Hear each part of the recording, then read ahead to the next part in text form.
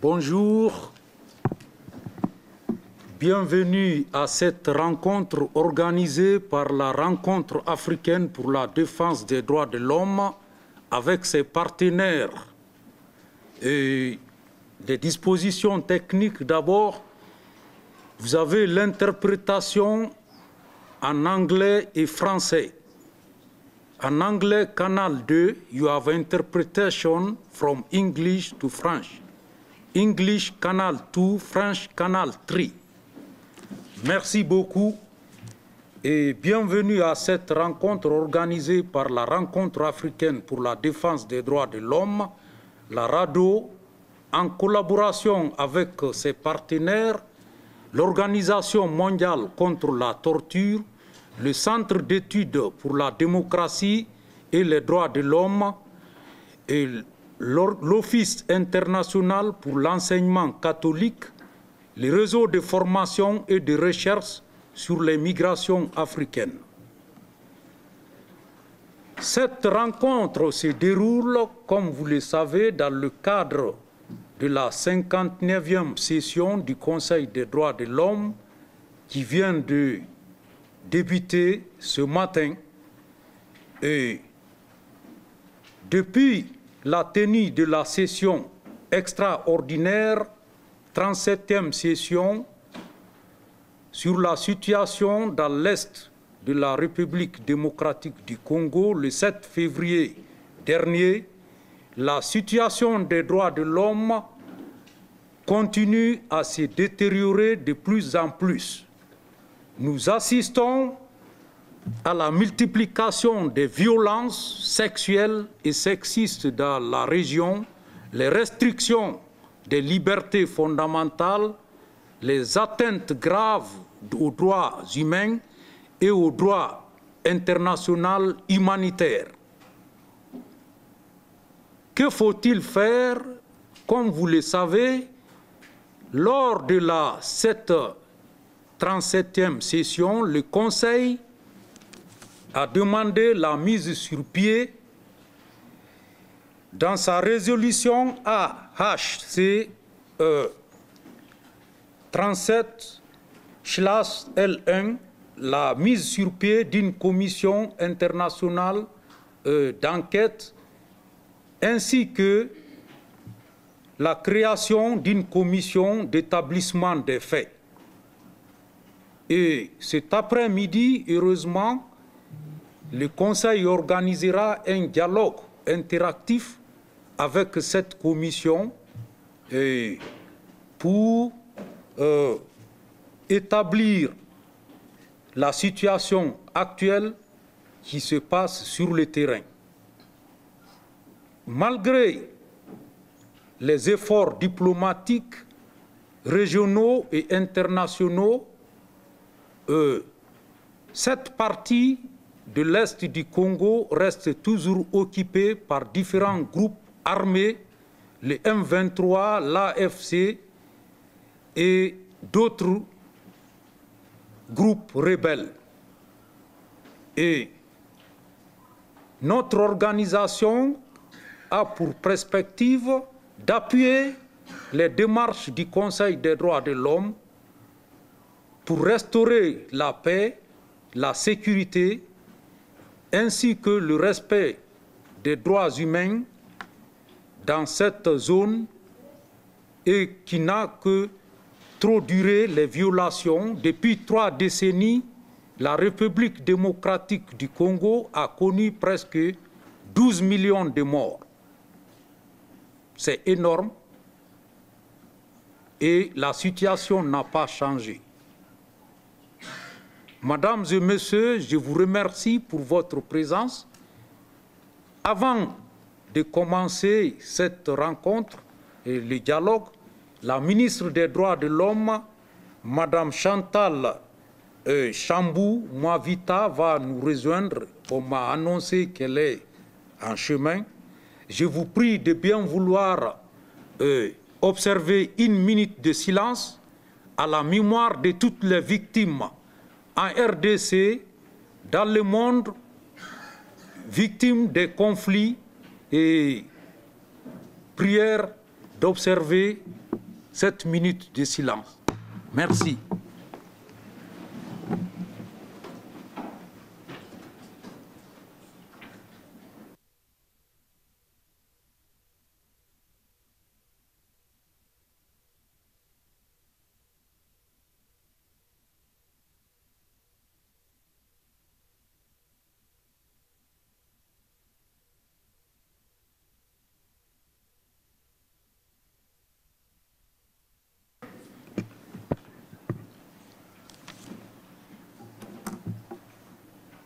Comme vous le savez, les conflits en Afrique aujourd'hui, le traitement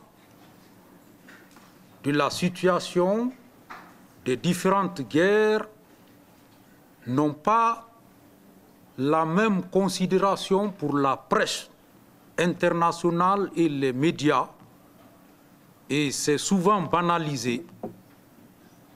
Et ce qui se passe au Soudan, c'est la plus grande catastrophe humanitaire. Personne n'en parle.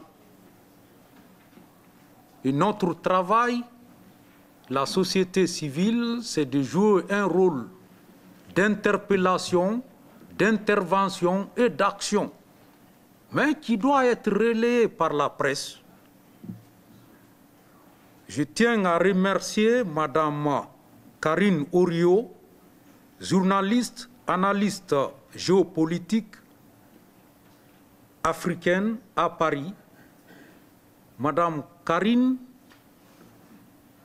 est une journaliste de terrain et qui a une grande expérience sur le traitement de l'information, de la situation de la politique africaine à Paris, dans les grands médias TV5, Canal+, et MDV. Elle a travaillé également avec l'Organisation internationale de la francophonie et l'UNESCO et a effectué une visite en RDC. Et je tiens à remercier Madame pour votre présence. Et Madame Karine est fondatrice et rédactrice en chef d'un magazine de renommée internationale, Diva, à Paris. Merci pour votre engagement. La parole est à vous, Madame.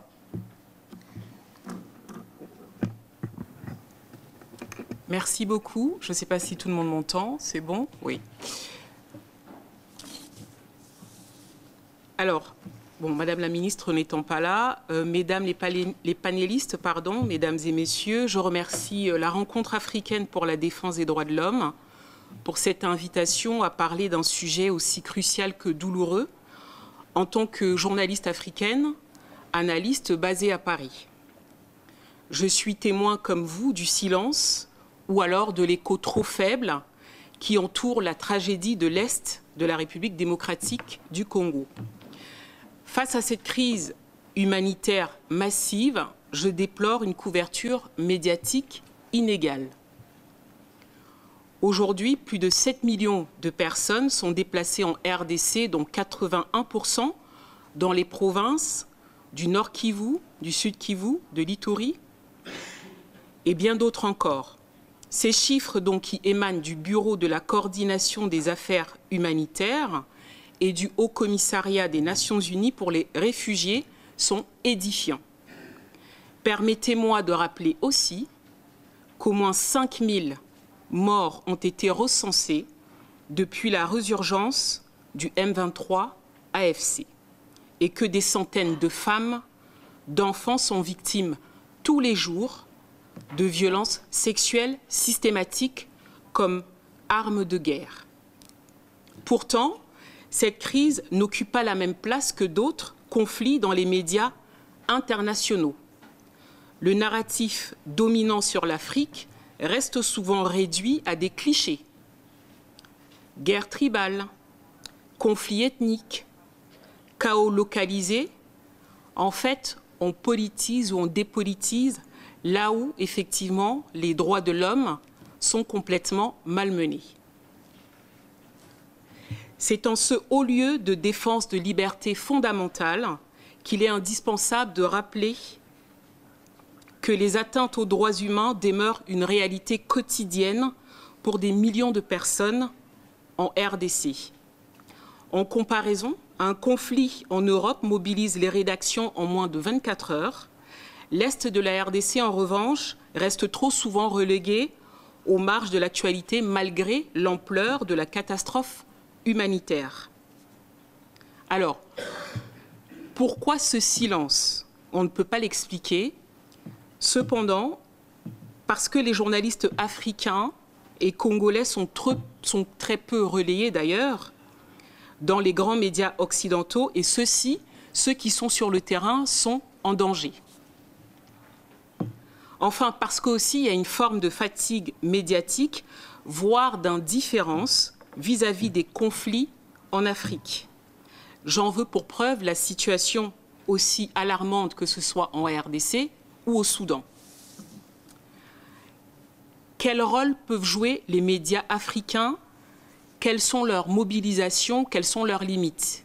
Prenons le cas de la RDC précisément. Les radios communautaires, les médias jouent un rôle crucial. Cependant, je tiens à signaler que mes confrères et mes consoeurs sont face à des pressions politiques, un manque de moyens et l'épuisement face à l'impunité prolongée. Les médias panafricains aussi se mobilisent, cependant, ils ne se mobilisent pas assez, ils choisissent bien souvent le silence. Et donc je pose la question, comme tout le monde, où sont les voix africaines sur les médias mainstream pour parler de Goma? Enfin, même s'il y a un changement qui commence, je tiens à dire que ce changement reste insuffisant. Depuis quelques mois, on l'a vu, il y a des mobilisations citoyennes congolaises, il y a des campagnes sur les réseaux sociaux et des vidéos virales de survivantes qui ont réinscrit la crise de l'Est aussi dans l'agenda international à côté de ce qui se passe sur le plan politique. Certains grands médias ont réagi à travers des enquêtes en montrant justement et surtout en faisant un focus sur les responsabilités dans la région et surtout sur les violences sexuelles et les enjeux miniers. Mais la bataille du narratif n'est pas encore gagnée. Tant que ce conflit sera réduit à des chiffres sans humaniser les victimes, tant qu'on oubliera les causes profondes, la compétition mondiale sur les ressources, on passera aussi à côté de cette vérité. Je me joins donc à vous pour lancer un appel à l'action. Le narratif dominant sur le continent africain reste souvent réduit à des clichés. Nous devons changer cela. Mon rôle en tant que journaliste est de mettre des mots sur les silences, de relayer les voix que l'on n'entend pas, d'inscrire les drames congolais comme soudanais dans une grammaire universelle des droits de l'homme. Je vous invite donc à renforcer les synergies entre médias, institutions internationales, communautés locales pour que la RDC ne soit plus une tragédie oubliée, que les journalistes congolais précisément puissent couvrir leur pays sans crainte, sans silence imposé, sans isolement. Je vous remercie pour votre attention.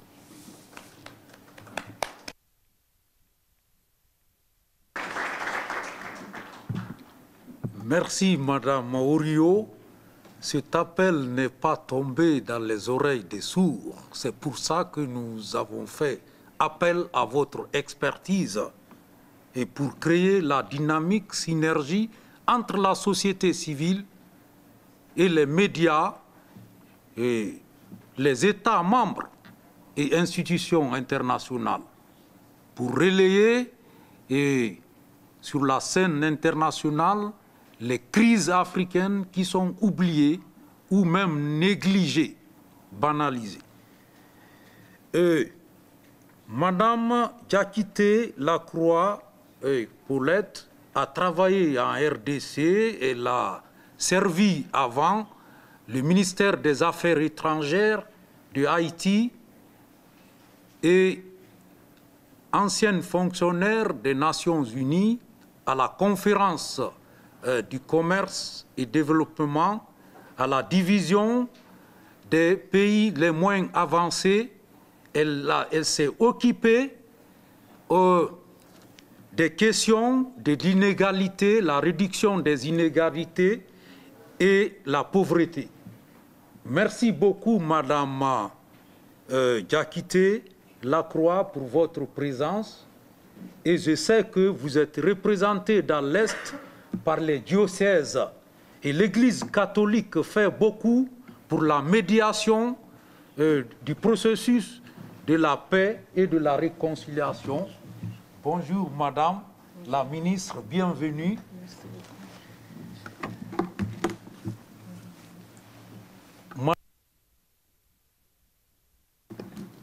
Je vous remercie.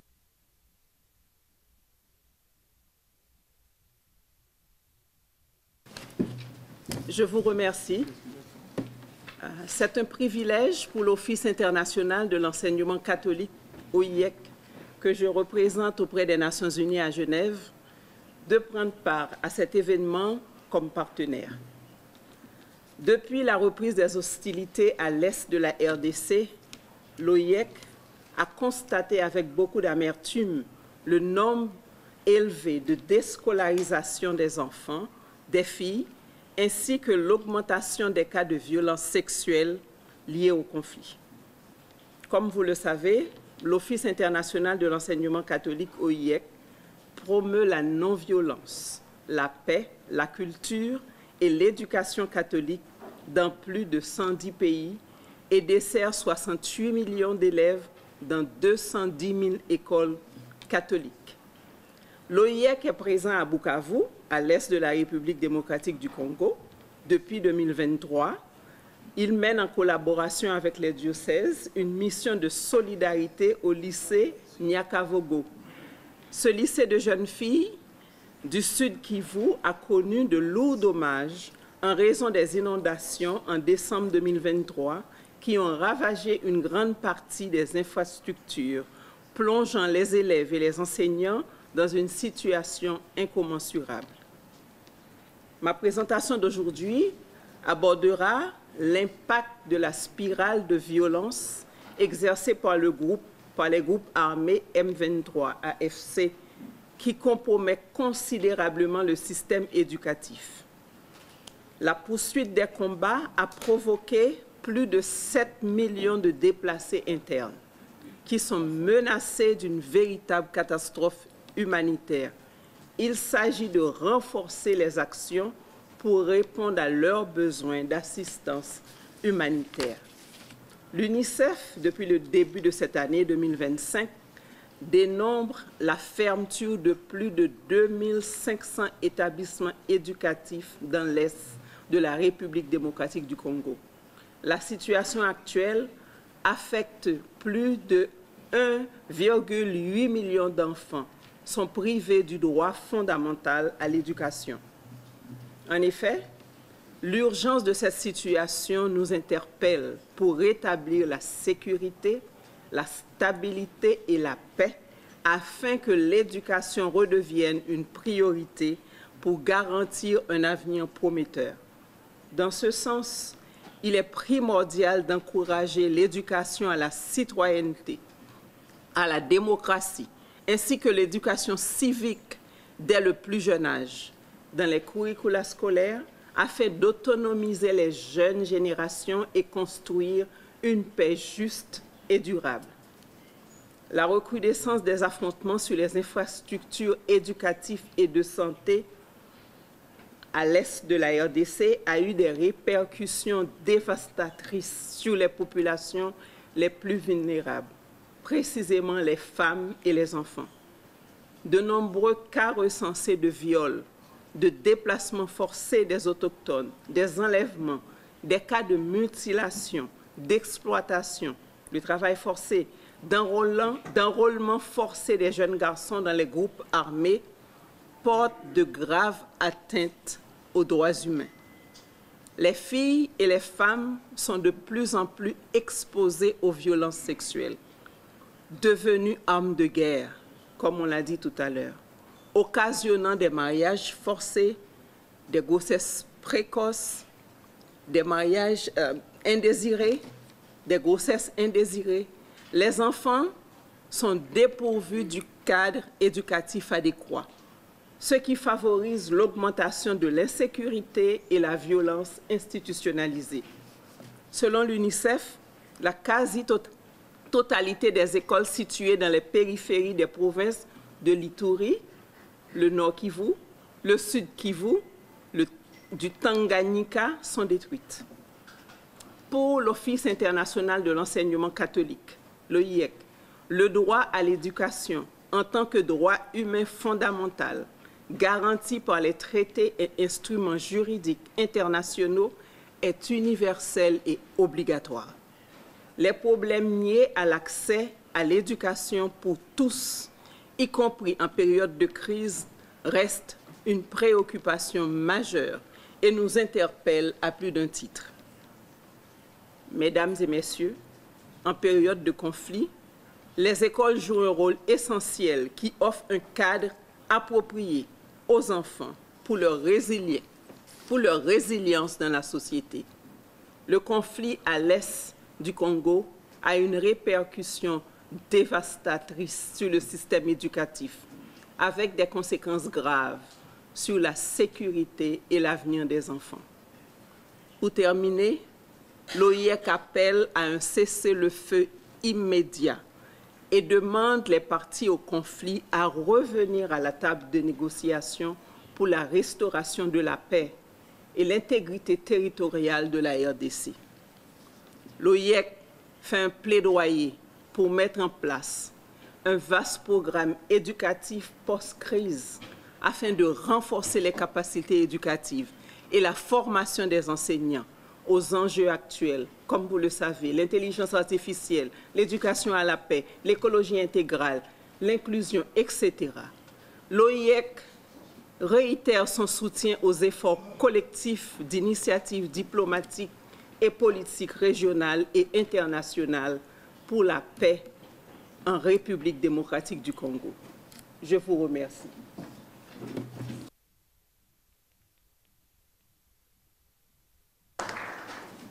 Merci beaucoup, Madame Diakité Lacroix. Et sans l'éducation, il n'y a pas d'avenir. Le professeur Joseph Kizerbo disait dans un de ses ouvrages, « Éduquer ou crever ».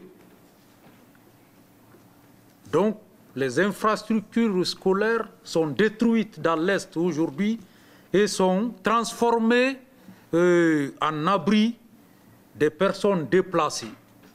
Que faut-il faire pour sortir de cette situation? Nous tenons à saluer l'ouverture de la RDC avec la société civile et les mécanismes du Conseil des droits de l'homme. Depuis quelques années, à chaque session, quand les officiels viennent, la mission permanente fait appel à la société civile pour un dialogue sur la situation et nous briefer de l'état de l'évolution. Et nous apprécions énormément. Et Madame la vice-ministre des Affaires étrangères, bienvenue parmi nous. Merci pour votre présence constante à Genève. Et Madame la ministre des Droits de l'Homme, Madame Chantal, vous êtes militante des droits de l'homme, femme politique, engagée dans votre pays depuis le 24 mai, si ma mémoire m'est bien fidèle, l'année dernière. Vous avez en charge le département des droits de l'homme dans votre pays. Et depuis le début de la crise, vous êtes presque abonné aux avions entre Genève et Kinshasa. Et merci pour votre présence. Je sais qu'il y aura cet après-midi un dialogue interactif. Quelle est l'évolution de la situation actuelle et la mise en œuvre de la feuille de route pour la paix et le retour et la restauration de l'intégrité territoriale de votre pays.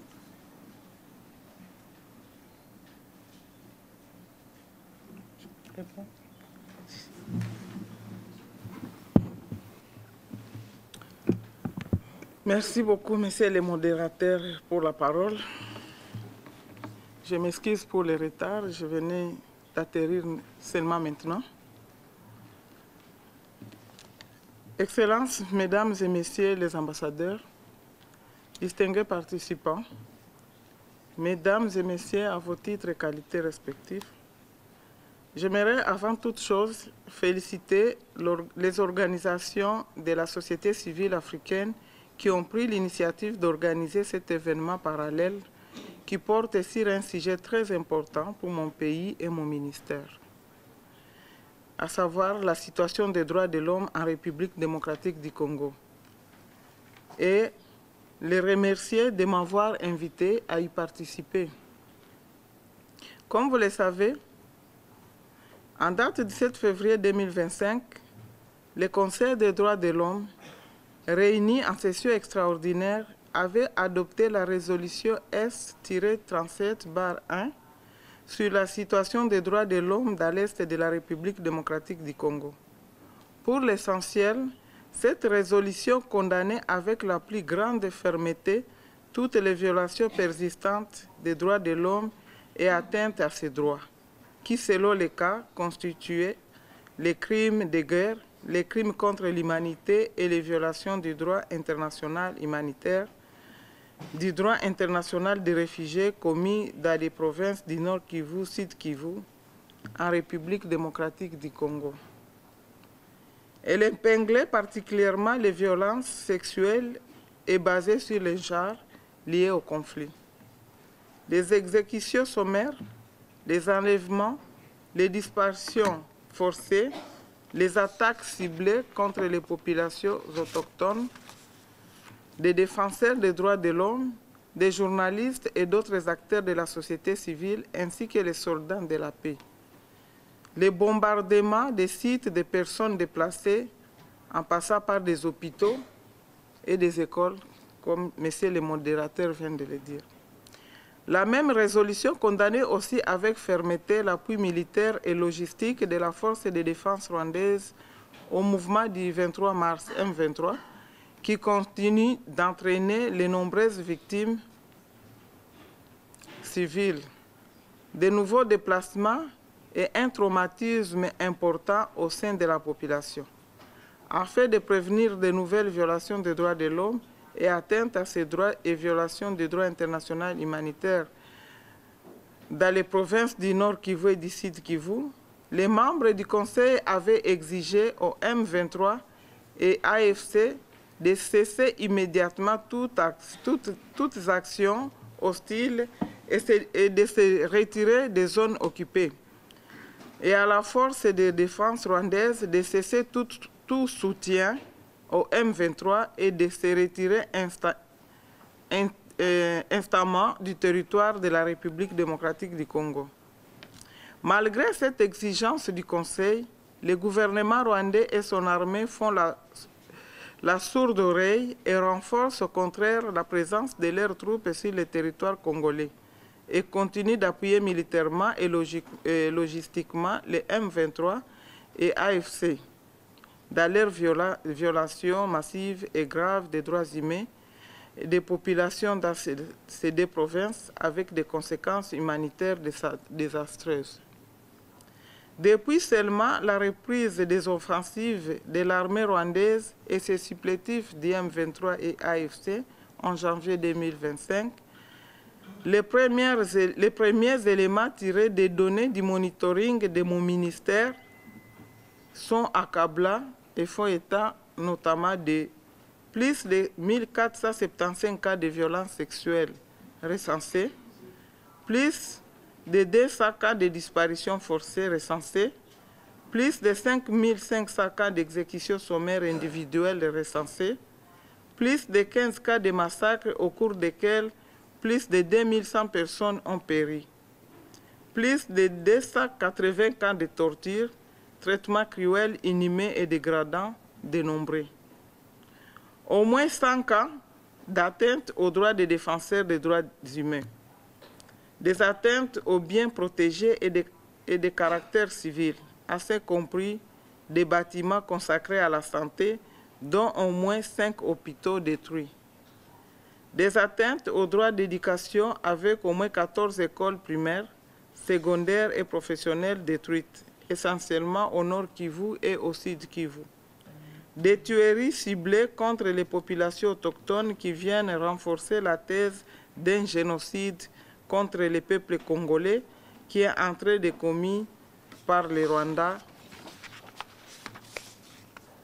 C'est pourquoi cette activité qui porte sur la situation des droits humains dans mon pays, initiée par la société civile africaine, est très louable, car elle traduit la solidarité des filles et des fils africains et panafricains et pris de paix à la République démocratique du Congo. Je tiens de nouveau à remercier au nom de mon gouvernement et à leur traduire toute la reconnaissance du peuple congolais. Face à cette entreprise déshumanisante de l'armée rwandaise et ses supplétifs M23 et AFC, seule une réponse collective ferme, proportionnée de la communauté internationale, renforcée par les efforts africains, permettra d'assurer la cessation des violations inacceptables des droits de l'homme, ainsi que la poursuite de leurs auteurs. Le peuple congolais et son gouvernement comptent sur cette solidarité internationale et sur les rapports de la mission d'établissement des faits du haut-commissaire et sur ses recommandations dans cette lutte en faveur du respect et de la protection des droits humains pour tous et pour mettre fin à des décennies d'impunité. Je vous remercie.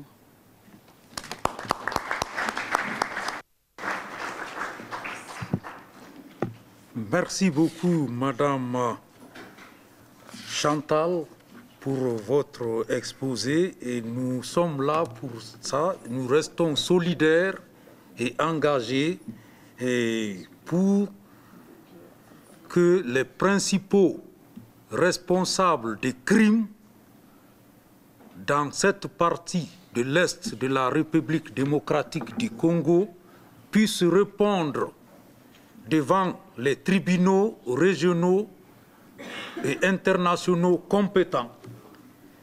Et nous saluons la présence de son Excellence, M. Paul Mpalo, l'ambassadeur représentant permanent de la République démocratique du Congo auprès des Nations Unies à Genève et en même temps vice-président du Conseil des droits de l'homme. Et nous vous félicitons à l'occasion pour votre élection récente au Conseil de sécurité. Madame Kabuyo Kamate Desange, merci pour avoir répondu à notre invitation. Je sais que les circonstances de votre voyage n'ont pas été faciles pour des questions de visa. Il y a une de vos collègues d'ailleurs qui attend, qui n'a pas pu encore obtenir son visa. Madame Desange est coordonnatrice provinciale Est du Sud du Kivu du mouvement des survivants de violences sexuelles en RDC. Selon l'UNICEF, à chaque 30 minutes, un enfant est victime de viol dans l'Est du Congo. Que faut-il faire pour mettre un terme à cette violence? Madame, la parole est à vous.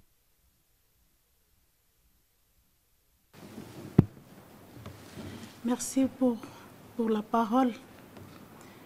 Monsieur le Président, aujourd'hui, l'Est de la République démocratique du Congo traverse une crise d'insécurité et d'instabilité permanente insoutenable.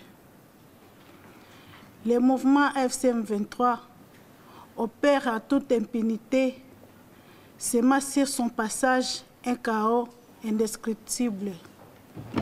Terreur, humiliation et mort. La rencontre africaine pour la défense des droits de l'homme salue et soutient pleinement le travail de la mission qui représente une étape cruciale pour la recherche de la justice en faveur des centaines de milliers de personnes victimes de la spirale de violence de 3 décennies de crises multiformes. Sur le plan économique et administratif, un effondrement organisé. L'emprise de l'AFC 23 et de ses complices a orchestré un effondrement méthodique de la vie économique et administrative, plongeant la population dans une précarité abyssale. Fermeture généralisée des banques et des bureaux administratifs de l'État paralysa toute activité officielle et financière. L'aéroport détruit et fermé isole davantage la région, coupant tout lien vital avec l'extérieur.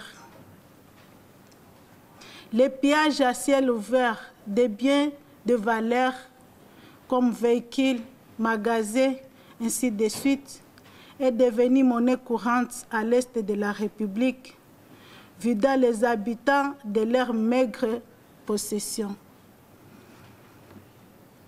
La pénurie d'opérateurs économiques est alarmante,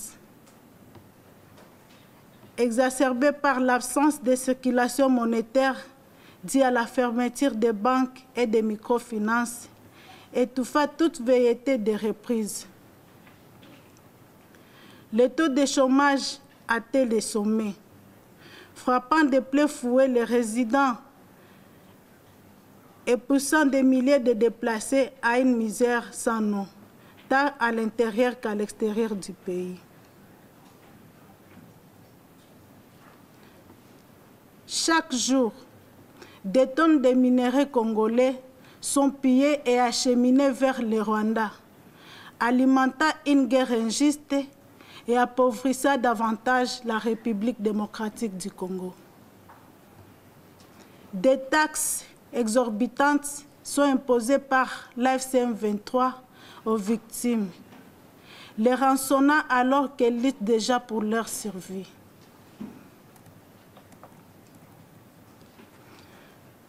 À l'Est, nous assistons à une balkanisation silencieuse de notre pays.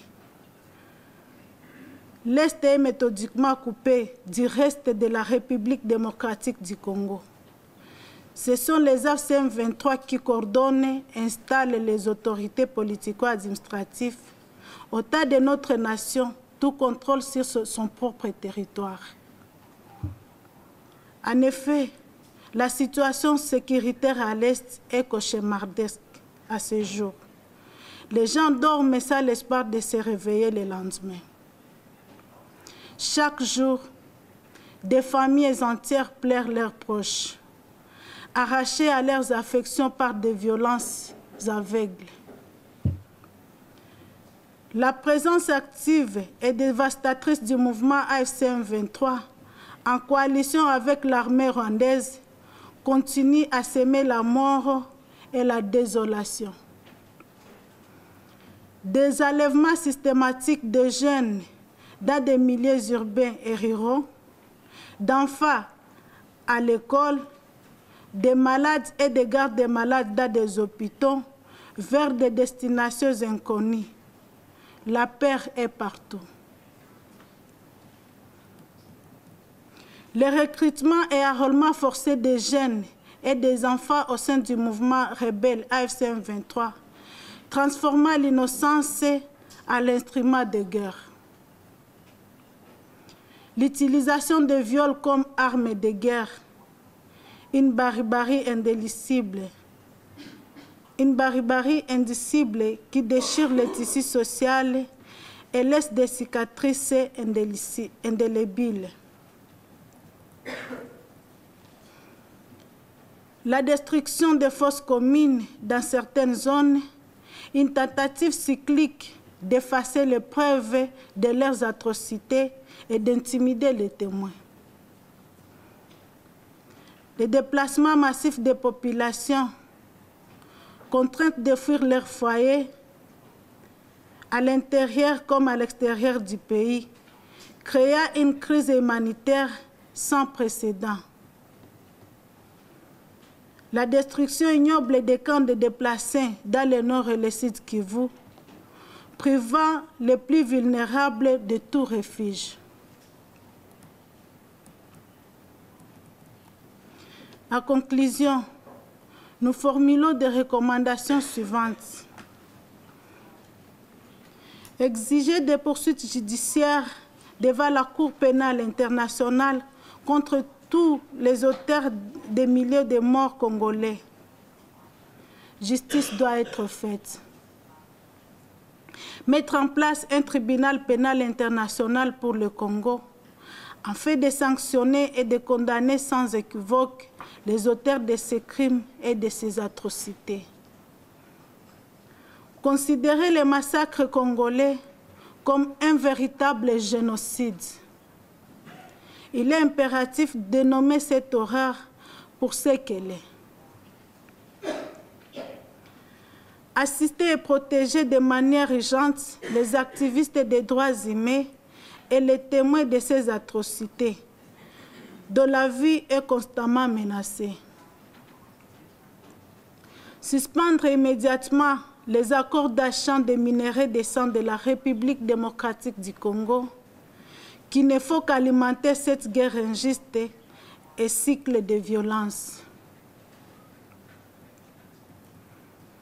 Accompagner et soutenir l'initiative du gouvernement congolais à travers le Fonds national de réparation des victimes de violences sexuelles liées au conflit et des victimes de crimes contre la paix et la sécurité de l'humanité dans le processus de réparation des victimes à l'est de la République démocratique du Congo.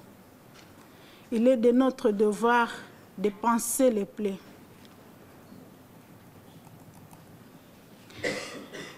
Exhorter le gouvernement congolais à mettre en place une loi sur le vetting, examen approfondi de ses antécédents pour une meilleure gouvernance et la mise en œuvre d'une paix durable à l'est de la République démocratique du Congo.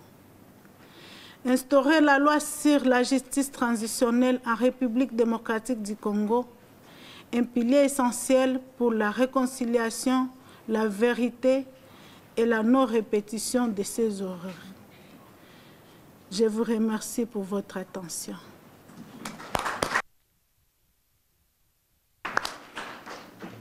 Merci beaucoup, Madame Desanges, pour ces recommandations et que nous appuyons. Il nous reste un quart d'heure de débat et je tiens à saluer la présence de toutes les délégations qui sont présentes parmi nous. Y a-t-il des commentaires ou des questions dans la salle? Celles ou ceux qui souhaitent poser des questions, je vous prie de bien vouloir vous présenter et d'être bref, 2 minutes.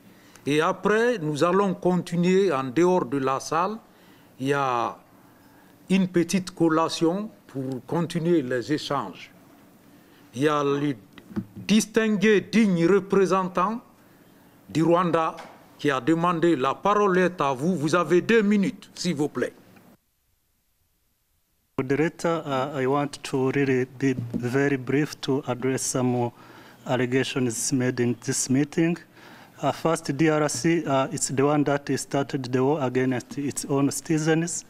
The Democratic Republic of Congo harbors arms and equips the FDLR genocidal forces, integrates them in its national force, and uses them to kill its own citizens and to carry out attacks on Rwanda. DRC has frustrated all efforts to resolve its internal problems through peaceful means.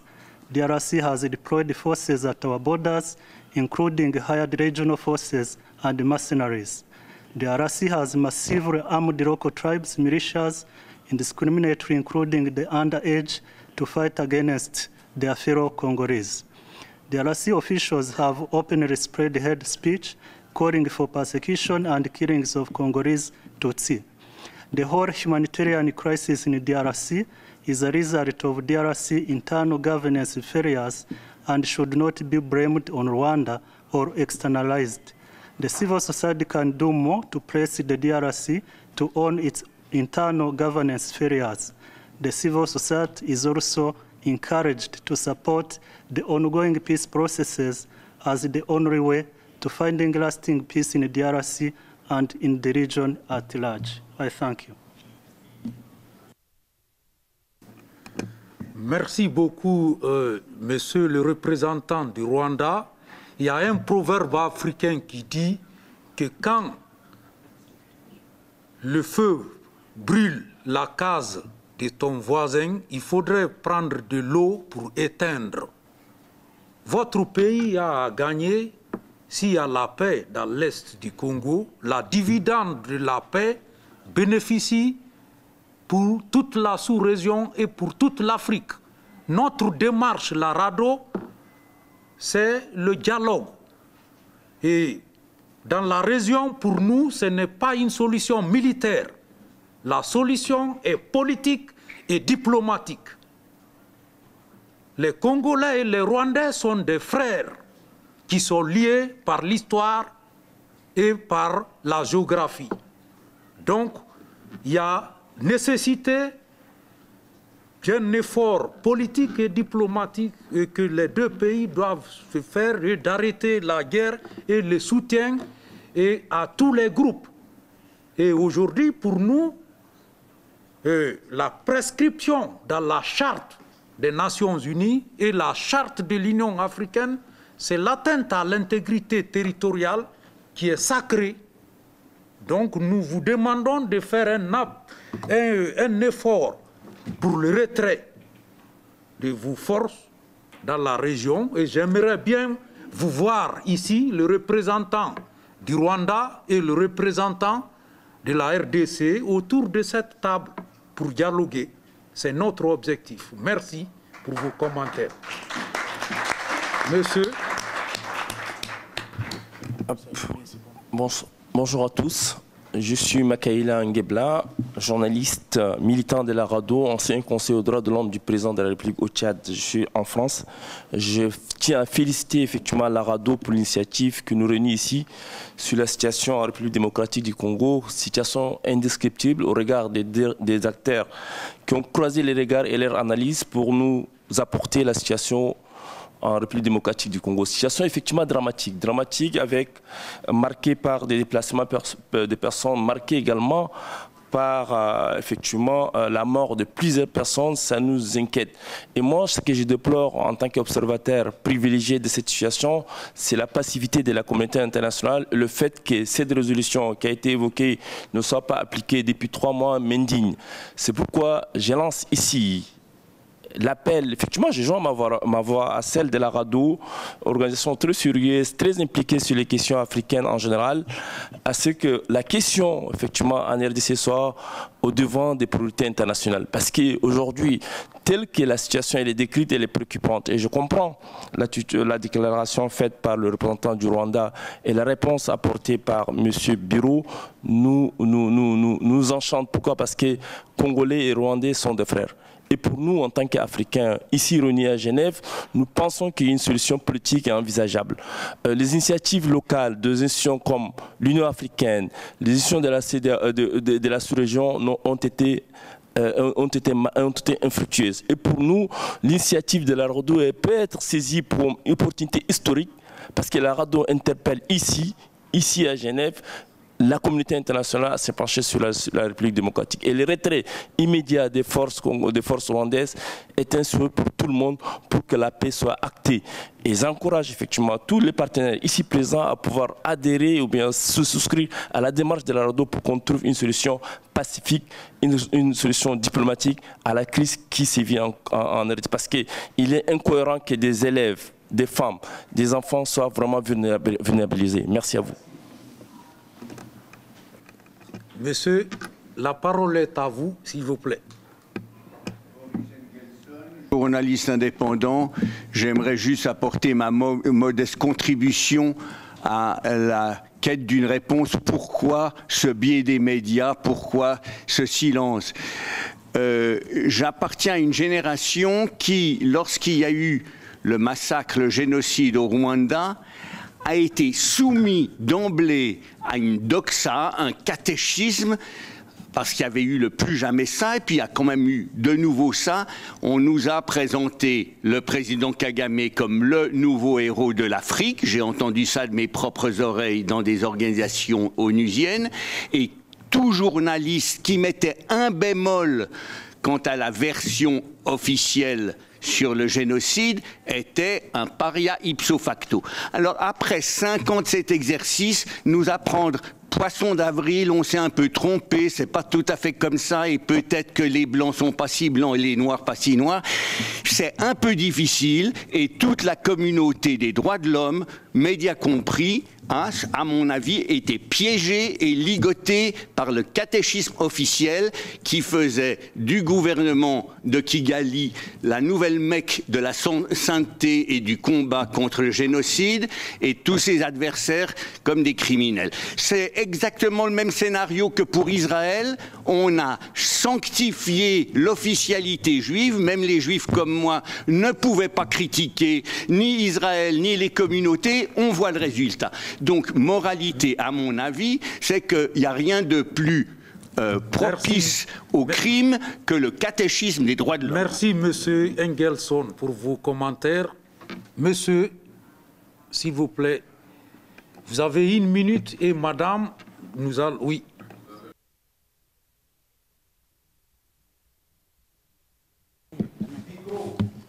Je tenais à vous remercier d'avoir pris l'initiative d'organiser cette rencontre, parce que ça met à nu certaines réalités que nous vivons. Je ne vois pas, au-delà de tous les concepts qui ont été utilisés, même les métaphores, la réalité sur terrain, elle est très dramatique. Donc tout ce que nous devons faire ici, c'est faire en sorte qu'on puisse mettre fin à l'impunité et que l'on trouve des solutions durables pour que cette situation cesse sur terrain. Je préfère m'arrêter là. Et Madame, prière de vous présenter. Bonjour, je m'appelle Claudia Doran, je suis la fondatrice de River of Hope. Je suis suisse et active au Congo depuis 2010, ça fait 15 ans maintenant. Nous avons un centre éducatif en dehors de Kinshasa avec l'école primaire, première primaire jusqu'à 2e, avec une école technique, ça veut dire qu'ils ont une profession après. Nous sommes enrôlés par les enfants qui sont dans le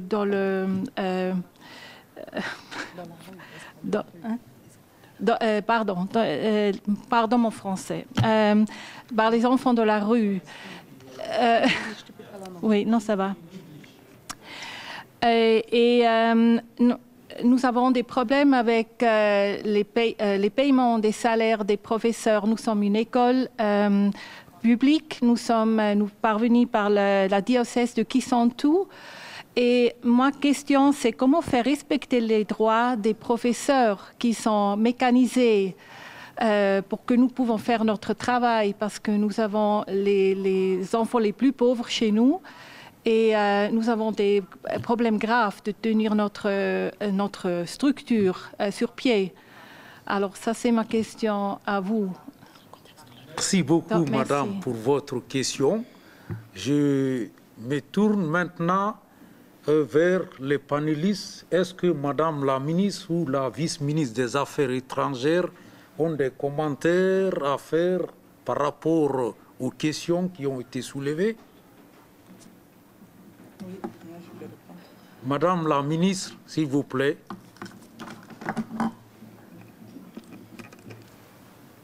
Merci beaucoup. Je vais répondre à notre voisin rwandais et aussi à la question de Madame pour l'éducation. Ici, nous sommes dans un dialogue constructif, et donc nous ne sommes pas venus ici pour nous battre ou bien faire des discussions. Le Congo est voisin du Rwanda. Nous avons trouvé le Congo, les Rwandais ont trouvé le Rwanda. Nous sommes là, nous allons partir. Nous ne devons pas laisser nos enfants dans la guerre, dans des conflits qui n'ont pas de place. Le Congo a toujours prouvé sa bonne foi, sa volonté et son amour envers les pays voisins. En 1959, le Congo avait accueilli les Rwandais qui fuyaient les conflits au Rwanda. À l'époque, c'était la majorité des Tutsis. Le gouvernement rwandais, à l'époque d'Abiyarimana, n'avait jamais attaqué le Congo pour avoir accueilli des réfugiés rwandais. Jamais. En 1994, le conflit surgit encore au Rwanda. Comme d'habitude, le Congo, pays d'hospitalité, nous avons encore accueilli les réfugiés rwandais. Cette fois-ci, c'est des Hutus. Et depuis 1994 jusqu'à aujourd'hui, nous vivons l'enfer. On nous attaque tous les jours, on nous massacre, on nous viole, on nous vole. Je demande à mon frère voisin de réfléchir en tant qu'humain, parce qu'il faut que ça cesse. Pour les problèmes de l'éducation, en République démocratique du Congo, nous avons ces projets qui existent et qui fonctionnent bien. À l'école primaire, il n'y a pas, dans les écoles publiques, l'école est gratuite. Alors, quant aux écoles privées, nous demandons à tous les enfants de venir dans les écoles publiques et que nous contrôlons très bien pour qu'ils puissent obtenir la gratuité de la scolarité. Merci, madame. Madame Carole, par rapport à la question sur les narratifs. Monsieur, de votre commentaire, je suis également journaliste indépendante et que je réfute complètement le fait qu'il y ait une doxa. Je pense que quand on exerce ce métier, on est là aussi parce qu'on est des humains et que c'est important effectivement de rappeler ce qui se passe sur le terrain et que je sais que mes collègues et moi, on se bat depuis des années justement pour faire exister dans l'éditorial des magazines, des médias et des médias occidentaux le fait de ce qui se passe clairement en RDC. Et donc, je réfute le fait que oui, il y ait forcément une doxa qui impose aux journalistes de travailler d'une certaine manière, parce que je pense qu'aujourd'hui, avec les réseaux sociaux, il est important aussi de faire éclater cette vérité. Merci beaucoup. Au nom de la RADDHO et les collègues partenaires de l'organisation de cette séance, je tiens à vous remercier, Excellences, Mesdames et Messieurs, chers amis, vous êtes cordialement invités à partager un petit pot en dehors de la salle. Merci beaucoup, la séance est levée. Bravo. Ça, c'est du bon boulot. Déjà vu que c'était la journée de la conscience. Si je parle ça de